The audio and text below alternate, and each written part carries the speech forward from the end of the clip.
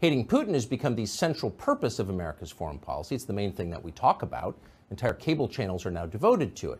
Very soon, that hatred of Vladimir Putin could bring the United States into a conflict in Eastern Europe. Before that happens, it might be worth asking yourself, since it is getting pretty serious, what is this really about? Why do I hate Putin so much? Has Putin ever called me a racist? Has he threatened to get me fired for disagreeing with him? Has he shipped every middle-class job in my town to Russia? Did he manufacture a worldwide pandemic that wrecked my business and kept me indoors for 2 years? Is he teaching my children to embrace racial discrimination? Is he making fentanyl? Is he trying to snuff out Christianity? Does he eat dogs? These are fair questions, and the answer to all of them is no. Vladimir Putin didn't do any of that. So why does permanent Washington hate him so much?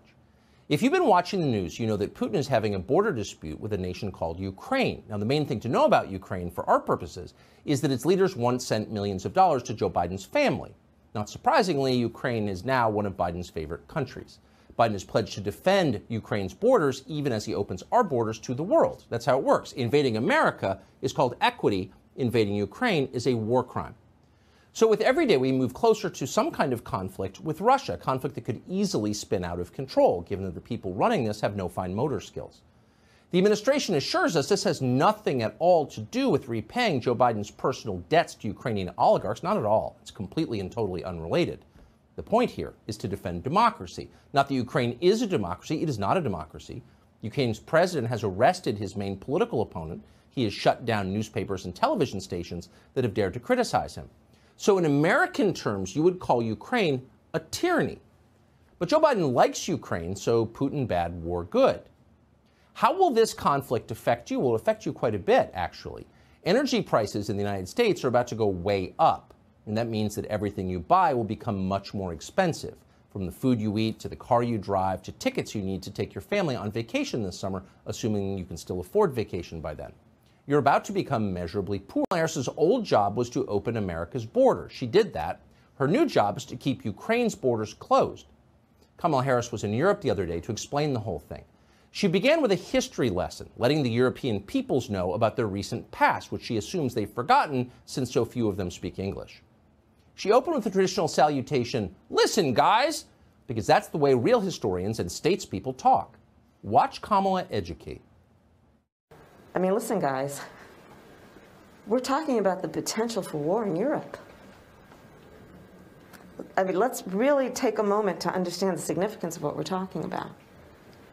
It's been over 70 years. And through those 70 years, as I mentioned yesterday, there has been peace and security. We are talking about the real possibility of war in Europe.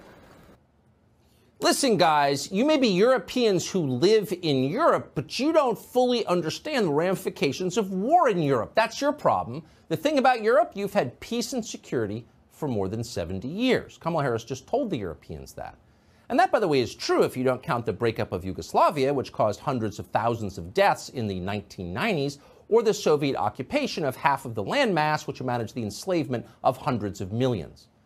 But apart from that, Mrs. Lincoln, it's all been peace and security in Europe, until now. Now, the Soviets were fine. Vladimir Putin is bad.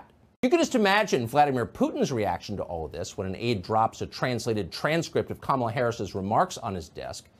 The Slavic mind is a hall of mirrors. It sees traps at every intersection. Clearly, Kamala Harris must be setting some sort of trap for the Russians here. Her words don't make sense, but she can't possibly be dim and childish. America is a superpower. It would never put a senile man and an imbecile in charge of the country.